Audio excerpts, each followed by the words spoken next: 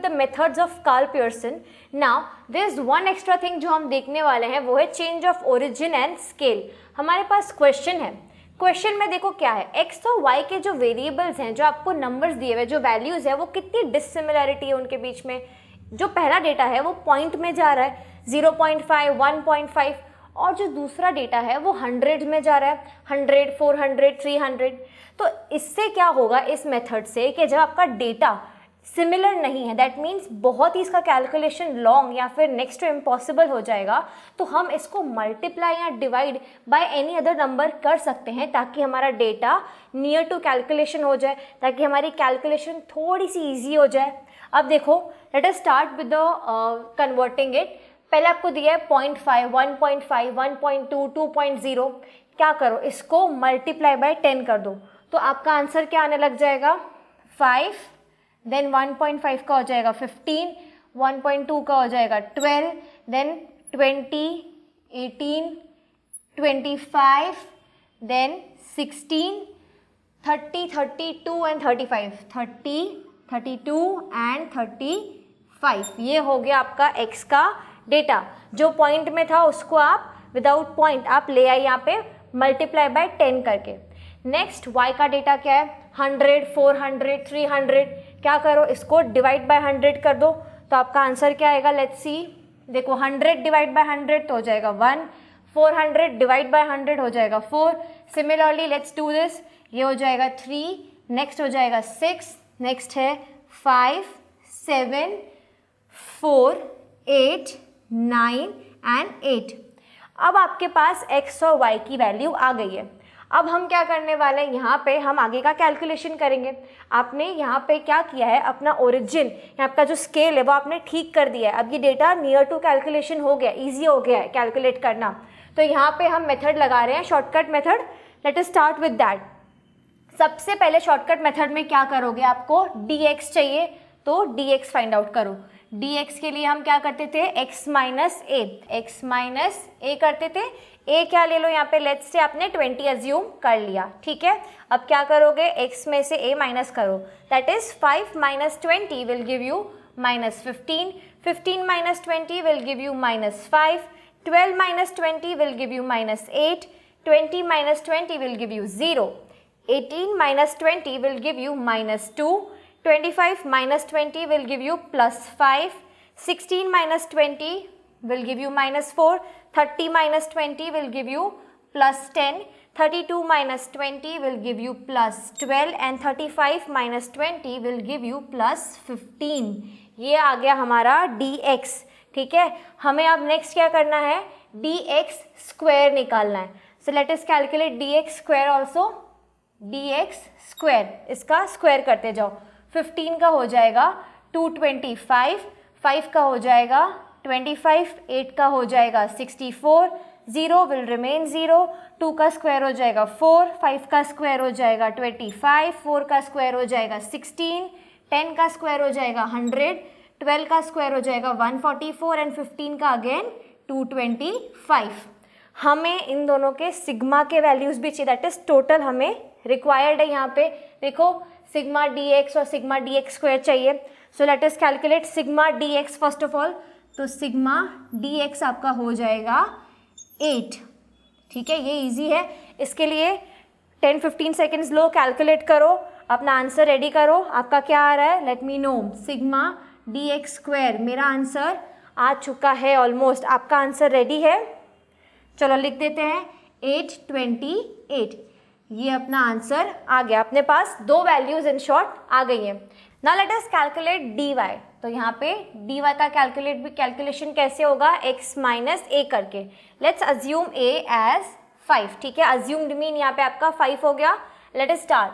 1 minus 5 will give you minus 4, 4 minus 5 will give you minus 1, 3 minus 5 will give you minus 2, 6 minus 5 will give you plus 1, 5 minus 5 will give you 0, 7 minus 5 will give you plus 2, 4 minus 5 again minus 1, 8 minus 5 will give you plus 3, 9 minus 5 will give you plus 4 and 8 minus 5 will give you plus 3. आपके पास में dy की values आ गई है. अब हमें क्या चाहिए, dy का स्क्वायर.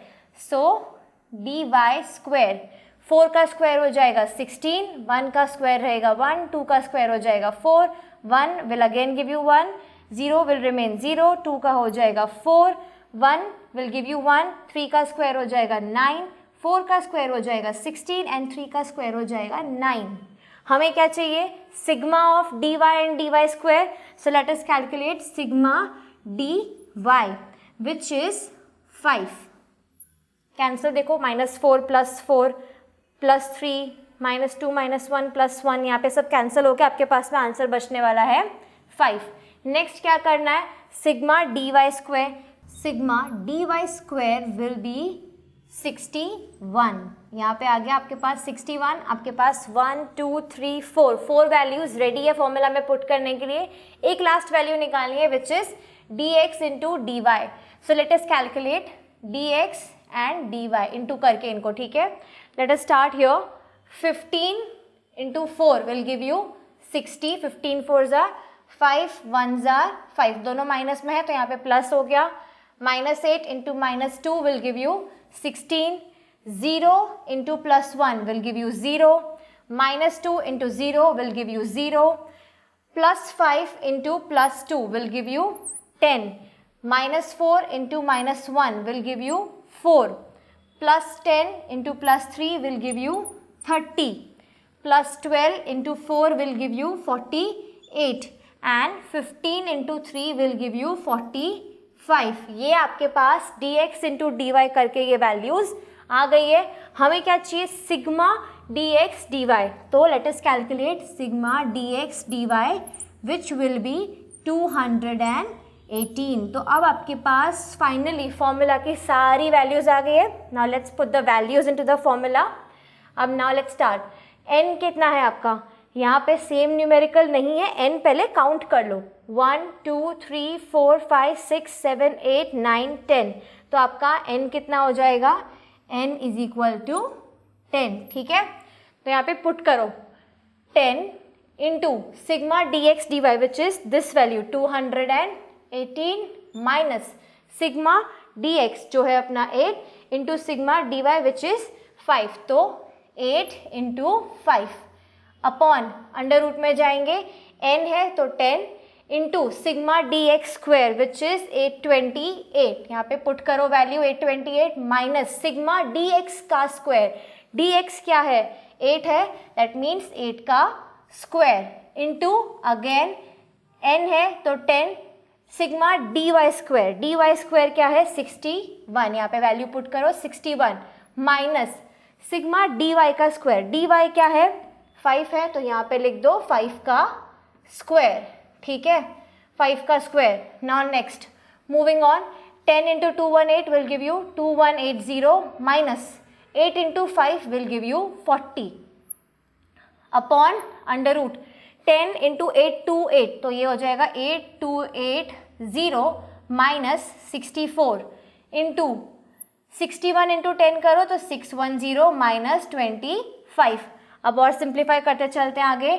2180 में से 40 निकालो, आपका आंसर आ जाएगा 2140 upon 8280 minus 64 which will give you answer 8216। Under root में है, अंडर रूट का वीडियो अब तक तो याद रह ही जाना चाहिए। इनटू क्या बोला है? 610 माइनस 25, तो this will give you under root 585।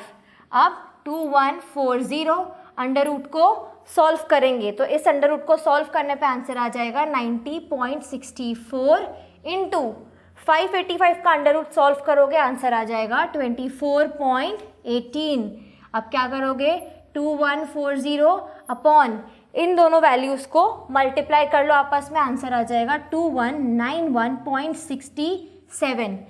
इनको सॉल्व करोगे आपका आर आ जाएगा 0.976। ये आपका फाइनल आंसर है। R इज इक्वल टू 0.976, ठीक है। यहाँ पे अपना Karl Pearson method to find out coefficient of correlation finally यहाँ पे फिनिश होता है। अब इसकी प्रॉपर्टीज देख लेते हैं।